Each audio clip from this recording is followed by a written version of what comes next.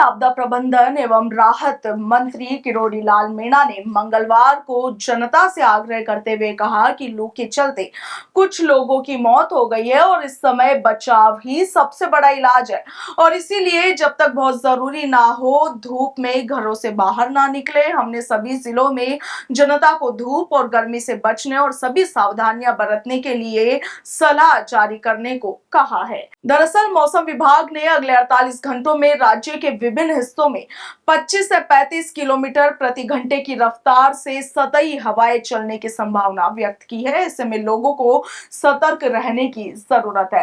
राजस्थान में पड़ रही भीषण गर्मी के बीच न्यूज एजेंसी एएनआई से बात करते हुए आपदा प्रबंधन मंत्री डॉक्टर किरोड़ी लाल मीणा ने कहा कि हमने एडवाइजरी जारी की है और इसके साथ ही उन्होंने कहा कि पोस्टमार्टम में 6 लोगों की मौत की पुष्टि हुई है। मंत्री किरोड़ी लाल मीणा ने बताया कि एसडीआरएफ की गाइडलाइन के मुताबिक यदि किसी भी व्यक्ति की गर्मी या ठंड के कारण मृत्यु हो जाती है तो धनराशि देने का कोई प्रावधान नहीं है। किरोड़ी लाल मीणा ने कहा कि प्रदेश में वसुंधरा राजे सरकार के दौरान हमने बिजली गिरने और इसके साथ ही तूफान से किसी भी व्यक्ति की मृत्यु हो जाने पर प्रावधान किया था। मैं इन मुद्दों को मुख्यमंत्री के सामने भी उठाऊंगा ताकि प्रभावित लोगों को कुछ ना कुछ मदद मिल सके।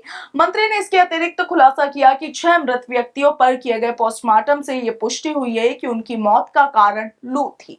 दौर चल रहा है, तापमान 50 डिग्री तक पहुंच चुका है कई स्थानों पर। आप आपदा राहत मंत्री है, आम जन को राहत के लिए किस प्रकार से काम कर रही है सरकार और डायरेक्शन क्या क्या दिए गए? एक हमने एडवाइजरी जारी की है, सभी संभागीय आयुक्त और कलेक्टर को निर्देशित किया है कि इस बड़े तापमान में ये जनता को सलाह दें, सूचित करें। आज जिनकी कॉपियां हम आपको उपलब्ध करा देंगे और सावधानी ही सबसे बड़ी सुरक्षा है। ये कहा गया है कि तेज धूप में नहीं निकले और बहुत ही आवश्यक हो तो सावधानी के साथ तेज धूप में जाएं। तरल पदार्थ ज़्यादा से ज़्यादा पिए, कमरों में रहें, कमरों से बाहर जाना पड़े तो छाया में रहें, वरना आप को सूचना है कि बहुत लोग लू के कारण मर चुके हैं, कई लोग। अब हमारे यहाँ एनडीआरएफ और एसडीआरएफ की गाइडलाइंस चलती है। एसडीआरएफ की गाइडलाइंस के हिसाब से जो ठंड से मरना या लू से मरने का प्रावधान नहीं है अनुदान देने का, लेकिन हमने पहले सरकार में जब थे वसुंधरा जी के समय तो हमने आंधी और जो आसमानी बिजली गिरती उससे होने वाले नुकसान की भरपाई का प्रावधान किया था। इन मामलों को भी लेकर मैं मुख्यमंत्री जी से बात करूंगा ताकि कुछ उनको मदद मिल सके। राजस्थान में इस गर्मी से जो ये हो रहा है हीट वेव के कारण कुछ मौतों का जानकारी है सरकारी तौर पर? छह लोगों ने पोस्टमार्टम कराया था जो हीट वेव उसमें कारण पाया गया। 6 लोग ऐसे थे जो कई तो पोस्टमार्टम नहीं कराए और कई दूसरी बीमारियों के कारण मरे हैं। 6 का पोस्टमार्टम है जिनकी डेथ हीट वेव के कारण हुई।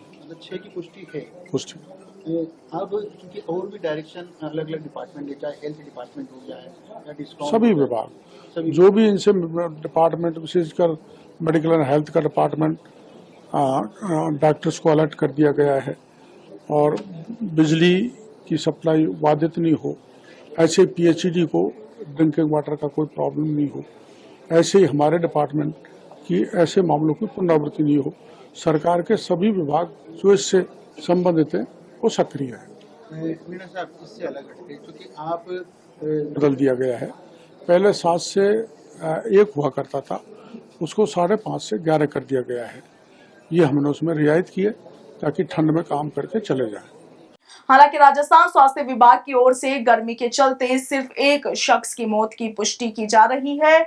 उधर मौसम विज्ञान केंद्र जयपुर के निदेशक राधेश्याम शर्मा ने सोमवार को कहा कि इस सीजन में पहली बार राजस्थान के फलोदी में तापमान 50 डिग्री सेल्सियस के पार पहुंच गया, जबकि जैसलमेर और बाड़मेर जैसी जगहों पर रात के तापमान में 7 डिग्री सेल्सियस की बढ़ोतरी देखी गई है।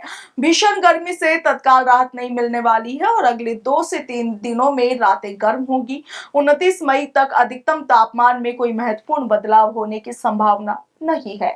हालांकि राज्य में एंटीसाइक्लोनिक स्थितियों के कमजोर होने के चलते 29 मई से पूर्वी राजस्थान के कुछ हिस्सों में और 30 मई से पश्चिमी राजस्थान के कुछ हिस्सों में अधिकतम तापमान में 2 से 3 डिग्री सेल्सियस की गिरावट होने की संभावना है। यानी जून के पहले सप्ताह में राज्य के अधिकांश हिस्सों में अधिकतम तापमान सामान्य के करीब दर्ज किए जाने की संभावना है।